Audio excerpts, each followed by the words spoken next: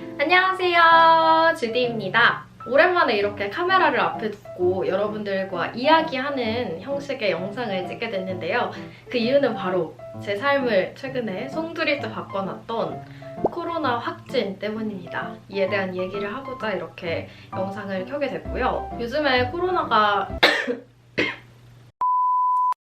코로나가 기승을 부리고 있잖아요. 근데 사실 이걸 겪어보지 않으면 대처하기가 상당히 헷갈리고 모르겠는 부분들이 많더라고요. 그래서 저도 역시 처음에 확진이 되고 경험자들한테 연락을 해서 많이 물어봤던 그런 기억이 있어서 여러분들께 조금이나마 도움이 되고자 이번 영상을 찍게 됐습니다. 저의 코로나 확진 이야기를 처음부터 끝까지 얘기를 하면서 그 사이사이에 정보를 녹여서 여러분들께 재밌게 설명을 해드릴 수 있도록 시작을 해보겠습니다. 우선 가장 먼저 궁금하실 것 같은 건 어떻게 확진이 됐느냐일 것 같아요. 평소와 같이 출근을 했고요.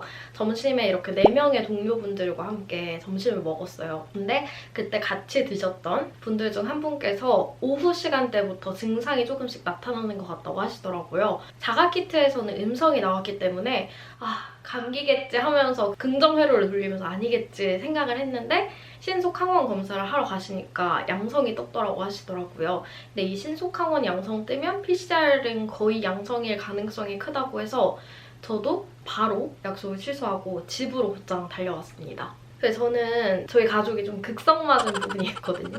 그래서 혹시 모르니까 집에 가자마자 격리를 해야 되겠다 싶어서 가족들이 아예 마스크를 다 쓰고 저를 기다리고 있었고, 그래서 저는 바로 방에 가서 자가키트를 했는데 다행히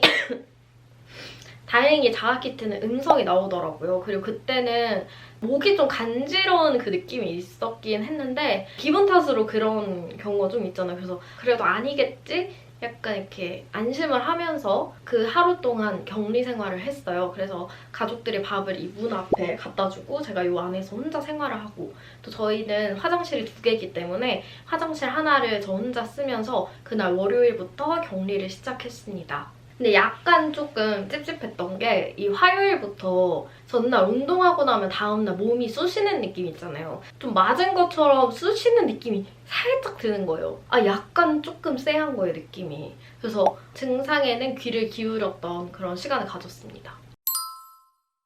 아침 식사를 하고 최대한 빨리 신속항원 검사를 하러 병원에 갔어요. 보시는 것처럼 네이버 지도에 신속항원 검사라고 검색을 하면 신속항원 검사를 진행하는 병원들이 이렇게 리스트가 뜨거든요. 그래서 저도 역시나 여기서 검색을 해서 가장 가까운 병원으로 갔습니다. 내과에 가니까 그 약간 구석탱이에 그 자리를 안내해 주시더라고요. 그 구석에서 대기를 한참을 하고 있어요. 혹시나 이 중에 확진자가 있을 수 있잖아요. 그래서 서로 막 조심하면서 검사를 하러 가니까 그 의사 선생님께서 거의 방호복 수준으로 잘 채비를 하신 다음에 환기가 잘 되는 곳에 의자를 하나 놓고 거기서 검사를 하더라고요. 바로 창문 열리는 곳에서 검사를 하는데 신속항원 검사 진짜 아픈 거예요. PCR은 하고 끝이잖아요. 근데 신속항원은 여기 넣은 다음에 이거를 10번을 돌려야 되는 거예요. 그것도 양쪽으로. 진짜 신속항원 검사는 정말 너무 아팠어요. 자, 앞에 분 먼저 검사했던 분 땡땡땡씨 음성이시고요. 그 약 혹시 모르니까 처방해 드릴 테니까 가시면 되세요. 하고 그분은 되게 막 의기양양하게 이렇게 나도 음성이겠지? 하고 있었는데 밖으로 나가 계세요라고 하는 거예요. 그래서 왜 나가라고 하지? 이때부터 완전 불안한 생각이 든 거죠. 나 확진인가 보다. 어떡하지? 하고 병원 문 밖에서 대기를 하고 있었어요. 그러더니 의사 선생님이 또 부르시더라고요. 이 신속항원 검사가 확진이 됐으니 PCR 검사를 지금 바로 하러 가셔야 한다. 멘붕인 거예요. 그런 생각 있잖아요. 나는 뭔가 슈퍼 면역자여서 정말 걸리지 않을 것 같다는 생각을 저도 하고 있었기 때문에 어떡하지? 막 오만 생각이 들면서 네 알겠습니다 하고 결제를 해야 되는데 진짜 카드 끄트머리 이렇게 주고 결제를 하고 정말 재빠르게 나왔는데 병원에서 약국에 들러서 약을 처방받아 가라고 하더라고요. 약국에 가는 것도 솔직히 너무 불안한 거예요. 근데 다행히 약국에 사람이 없었고 약사님만 계셔서 약만 바로 받고 나왔는데 다행히 이때 코로나의 전반적인 증상을 조금 케어해줄 수 있는 약들을 처방해 주셔서 약을 가지고 저희 동네에 있는 병원으로 PCR 검사를 하러 갔습니다. PCR 검사를 하러 갔는데 정말 사람이 너무 많은 거예요. 와, 이게 진짜 코로나 시국이구나라는 걸 거기 PCR 검사를 하는 데서 체감을 했고요. 이 난리를 또 한 번 치고 검사를 다 받았습니다. 그리고 집으로 오는데 정말 너무 머리 복잡한 거죠. 앞으로 격리를 어떻게 해야 되지? 내가 왜 확진이 됐을까? 막 이러면서 막 오만 가지 생각을 하면서 집으로 왔습니다. 그렇게 그날 하루도 제 방에서 혼자 생활을 하다가 한 그 다음날 새벽쯤에 문자가 오더라고요, 병원에서. 확진이 그때 딱 도장이 찍혔고요. 요즘에 자가키트 많이 하시잖아요. 근데 자가키트는 확실히 정확성이 떨어지는 것 같아요. 제 주변에 있는 그 증상이 있어서 자가키트를 한 사람을 봐도 정말 증상이 있지 않는 이상 양성으로 나오는 경우가 드물더라고요. 그래서 만약 내가 증상이 있고 전염이 될 뭔가 여지가 있었다 하면 바로 신속항원 검사를 받거나 PCR 검사를 받는 걸 가장 추천드리고요. 자가키트는 보조적인 수단으로 사용하시면 좋지 않을까 생각을 했습니다. 그 다음으로 궁금하실 것 같은 게 코로나 걸리면 얼마나 아픈가요? 일 것 같아요. 사람마다 조금 차이가 있겠지만 제 주변에 확진된 사람들을 한번 증상을 물어본 결과 이 인후통에 정말 몰빵인 것 같아요. 그래서 약간 감기 걸린 증상이랑 굉장히 흡사해서 처음에 감기에 걸리면 목이 점점 붓기 시작하면서 기침이 나오고 열이 나오고 뭐 콧물이나 가래가 생기고 이런 순서가 있잖아요. 그 순서랑 굉장히 흡사했고 코로나는 마지막 후반부증에 설사나 구토 증상이 더해지는 경우가 있더라고요. 그래서 저도 역시 이 목이 굉장히 많이 아팠어요. 첫날에도 목부터 붓기 시작했고 한 둘째, 셋째 날 정도에는 약간 증상이 피크에 다다랐을 텐데 목이 너무 부어서 물만 마셔도 목이 따가운 거 있잖아요. 정말 목구멍이 정말 틈새가 없을 정도로 가득 부은 느낌? 그런 증상이 가장 심했고 그 다음에 후반으로 갈수록 기침이 엄청 많아졌어요. 그래서 지금 해자가 된 지금 이 순간에도 지금도 장기침이 굉장히 많아서 불편하고 그렇습니다. 근데 이게 진짜 코로나 증상이 하루 눈 뜨면 다른 게 생기고 눈 뜨면 다른 게 생기고 이럴 정도로 하나씩 막 서서히 나타나더라고요. 그래서 후반부쯤 가면 완전 종합병원 느낌으로다가 약간 아픕니다. 그리고 또 후각이나 미각 상실도 되게 너무 걱정이 돼가지고 저 같은 경우에는 후각이 아예 상실됐다기보다는 코가 많이 막혀서 그 감기 걸려도 향기가 잘 안 나고 이런 게 있잖아요. 그 정도 수준이었고 후각, 미각은 상실이 저는 없었어요. 근데 다만 이 미각 상실은 없었지만 입맛이 너무 없어가지고 밥 먹는 게 너무 힘들었어요. 근데 이건 지금까지도 한 10일이 지난 지금까지도 밥맛이 없고 식욕이 없는 그 증상은 지금도 계속해서 이어지고 있습니다.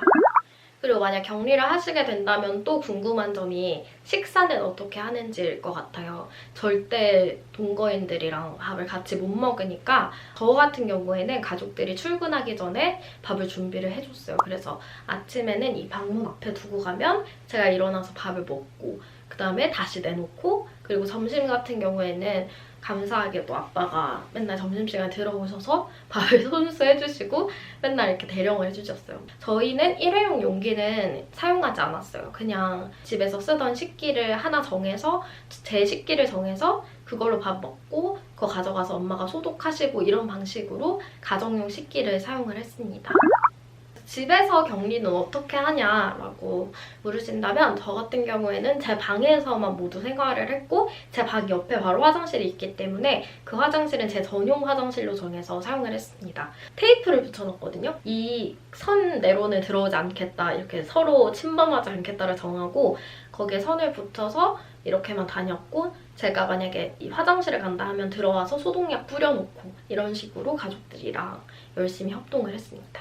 저희 가족들 역시 전염이 다 안 됐어요. 다행히도. 그 이유는 가족들이 정말 처신을 잘했던 것 같아요. 방문을 절대 열지 않고 환기를 정말 하루에 5, 6번씩은 꼭 했거든요. 그런 식의 노력도 있었고 좀 거리가 있거든요. 사실 가족들이 생활하는 데는. 그럼에도 가족들은 마스크를 쓰고 있었고 저는 숨쉬기가 힘들고 하면 마스크를 쓰지 않고 그 정도의 생활을 유지하니까 다행히 전염은 되지 않았습니다.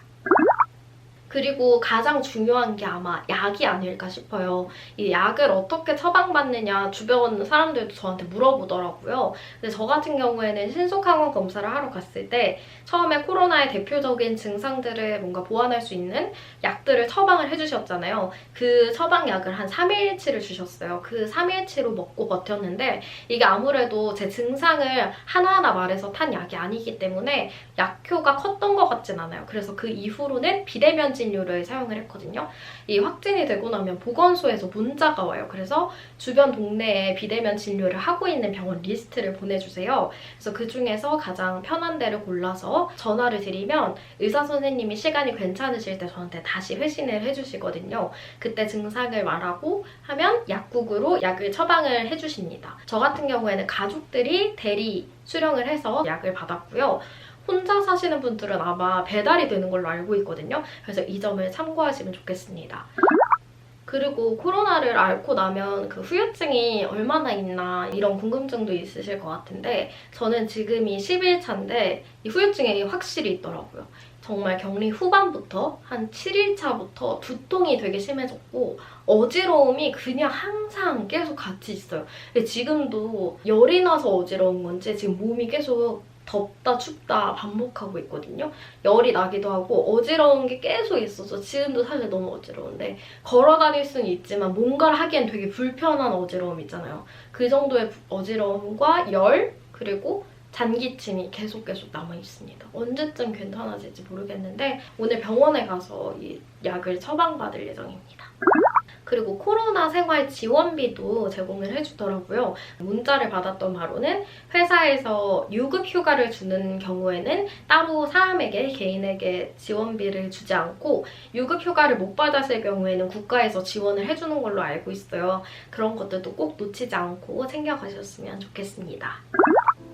이렇게 코맹맹이 소리와 함께 코로나 확진 후기, 코로나 확진 생활들을 이렇게 얘기를 해봤는데요. 좀 듣기에 불편하셨을 수도 있겠지만 최대한 빨리 좀 생생하게 기억이 있을 때 전해드리는 것이 조금 더 나을 거라고 생각이 들었고 정말 코로나 안 걸리는 게 가장 좋지만 혹시나 이렇게 안타깝게 코로나 확진이 됐다면 이 영상의 내용들이 여러분께 조금이나마 도움이 되셨으면 하는 바람에서 이렇게 영상을 찍게 됐습니다. 여러분들 모두 건강 잘 챙기시고요. 저는 다음 영상에서 늦지 않게 돌아오도록 하겠습니다. 시청해주셔서 감사합니다.